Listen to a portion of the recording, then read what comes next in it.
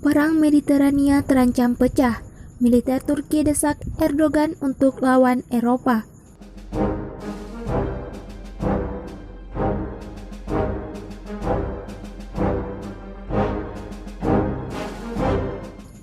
Sikap militer Turki dinilai dapat segera mengakibatkan bentrokan militer di wilayah Mediterania Timur.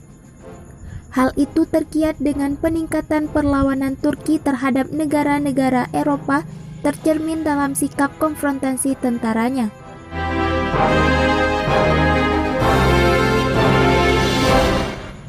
Potensi tinggi terjadinya bentrokan karena Prancis dan Yunani bersikeras menolak tindakan ilegal Turki yang bertujuan mengeksploitasi kekayaan minyak dan gas alam di Mediterania Timur dengan mengorbankan negara-negara lain di kawasan terutama Yunani.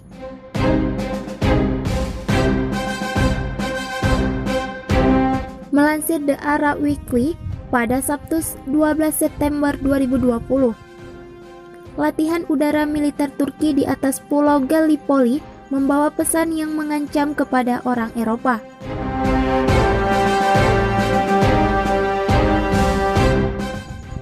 Latihan militer itu juga pengingat akan pertempuran Gallipoli yang terkenal selama Perang Dunia Pertama, di mana pasukan koalisi Inggris, Australia, Selandia Baru, dan Prancis mengalami kekalahan telak.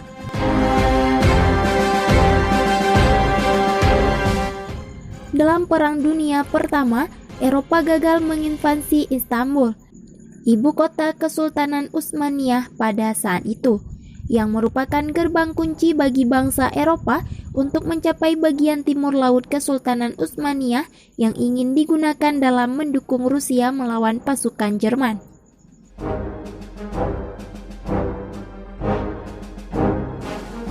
Karena peristiwa yang terjadi pada 1919 dan 1922, yang mana aliansi itu mampu menguasai sebagian besar wilayah Turki dan bahkan mencapai gerbang Ankara.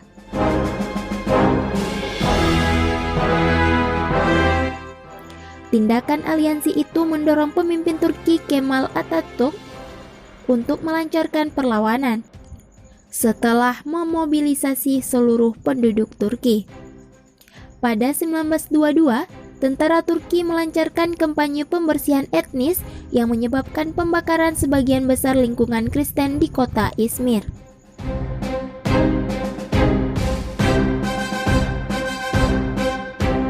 Salah satu hasil dari kampanye ini adalah pembentukan Turki modern. Menteri Pertahanan Turki Hulusi Akar merilis foto menantang dirinya duduk di dalam jet tempur F-16 di pangkalan udara militer Eskişehir, Turki Barat, selama penerbangan pelatihan di atas semenanjung Gallipoli.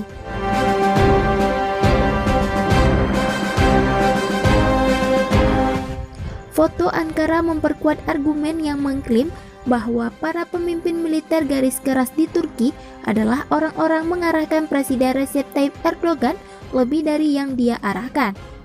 Hal itu didorong dengan sekuleris di antara mereka telah disingkirkan, dengan alasan telah dicurigai terlibat dalam percobaan kudeta pada Juli 2016 yang gagal.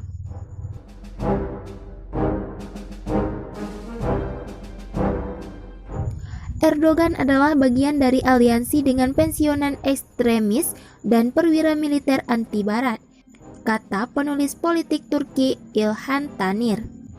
Ini adalah perwira yang sama yang mempertahankan kebijakan ekspansionis di Laut Egea Mediterania dan laut lainnya, dan mempromosikan perjanjian maritim dengan Libya, tambahnya.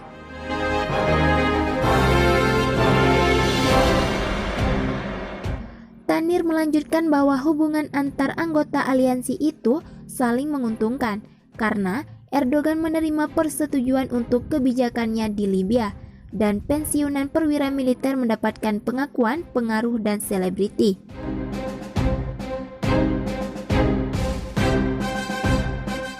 Tanir mengatakan kepada The Arab Weekly bahwa sejak percobaan kudeta pada 2016, Erdogan telah mampu menekan oposisi di media, tentara dan negara, dan ketika mantan kepala staf Hulusi Akar menjadi Menteri Pertahanan, Erdogan memperoleh kendali yang lebih besar atas tentara. Jadi, Erdogan tidak mengadopsi dasar-dasar pengawasan dan keseimbangan di jajaran sipil atau militer, kata Tanir.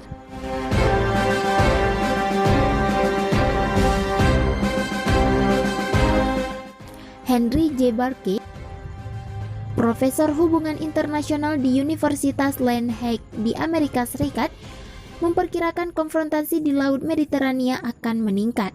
Hal itu bakal terjadi jika Turki yang memiliki kekuatan angkatan laut dan tentara yang signifikan di kawasan itu tetap bersikukuh pada ambisi mereka mengenai kekayaan Mediterania Timur.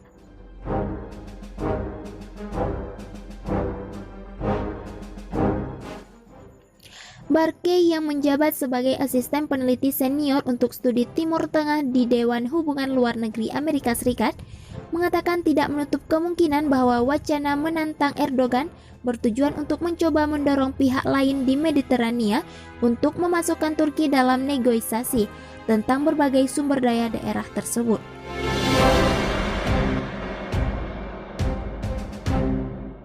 Namun, agak tidak mungkin terjadi bila mengingat hukum internasional berpihak pada Yunani. Pada Kamis, Presiden Prancis Emmanuel Macron mengatakan 7 negara Mediterania menginginkan dialog dengan iktikat baik bersama Turki yang memimpin kebijakan ekspansionis di Mediterania. Dia merujuk pada keinginan untuk memulai dialog yang bertanggung jawab dan menemukan keseimbangan tanpa kenaifan dan dengan niat baik.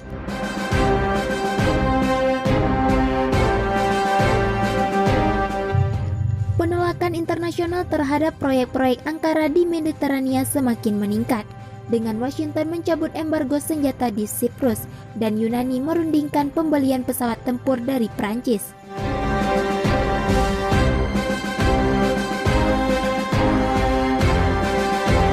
Pada Kamis, Hulusi Akar mengatakan bahwa pencabutan embargo senjata oleh Washington terhadap Siprus yang dikelola Siprus Yunani akan mengarah pada jalan buntu. Jika Anda mencabut embargo dan mencoba mengganggu keseimbangan dengan cara ini, itu akan menimbulkan konflik, bukan perdamaian, tambah Akar dalam ancaman perang yang terselubung.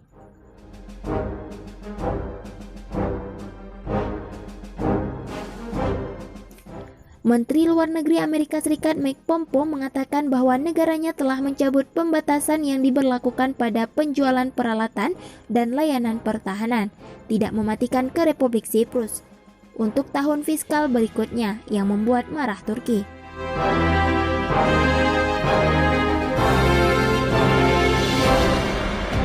Sebelumnya, Menteri Keuangan Yunani Christos Steikouras membenarkan bahwa negaranya siap menghabiskan sebagian dari cadangan uangnya untuk membeli senjata dan peralatan lain yang akan membantu meningkatkan kekuatan pengelak, menyusun pemotongan belanja pertahanan selama bertahun-tahun.